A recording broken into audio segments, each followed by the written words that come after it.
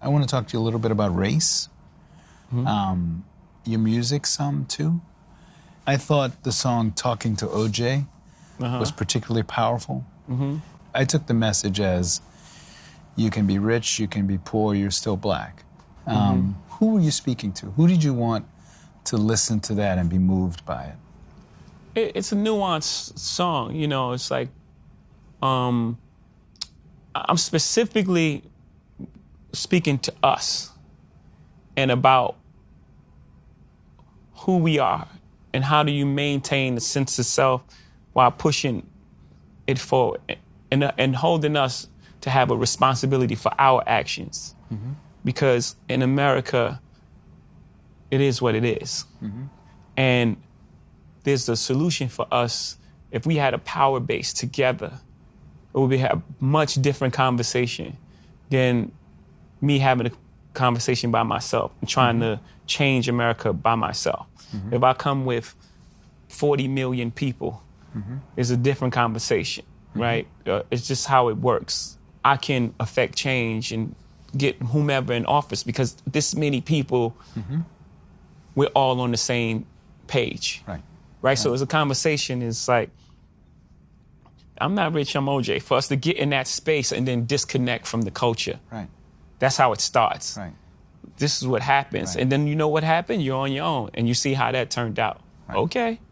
That's why that's the line. Yeah, the pregnant pause. It's like, okay.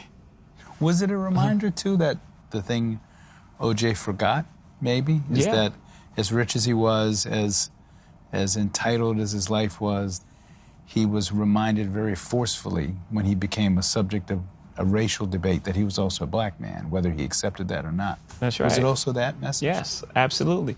And for us, like I'm saying, to speak to that point is, don't forget that, because that's really not the goal. The goal is not to be successful and famous. That's not the goal. The goal is, if you have a specific God-given ability, is to live your life out through that. One. And two, we have a responsibility to push the conversation forward until we're all equal. Until we're all equal in this place, because until everyone's free, no one's free. And that's just the fact. When you are as amazingly successful as you are, your kids will live in a very different world from the world you grew up in. How do you go about making sure that they understand the world you grew up in?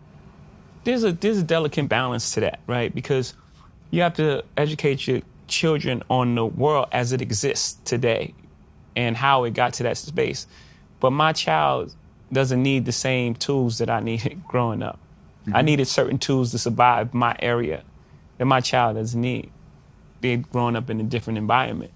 But also they have to know their history, have a sense of what it took to get to this place, and have compassion for others.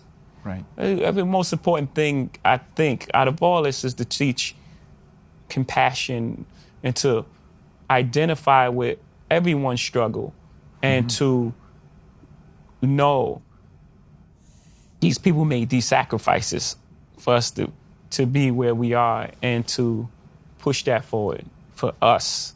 I believe that's the most important thing to show them, because they don't have to know things that I knew growing up, like being tough. Like, do you worry at all that as much as you will teach them history and as much as you yourself is seen as an important figure among black people in America, that there's something they'll be missing? Or do you think that's silly, in fact, that they have so many advantages that that's like too negative a way of approaching it? Exactly. Like they'll be who they are, right? And it's just certain tools that you would hope for your child to have. You know, like, again, fairness and compassion and like empathy and a loving heart. And those things translate in any environment. Those are the main base things that you want.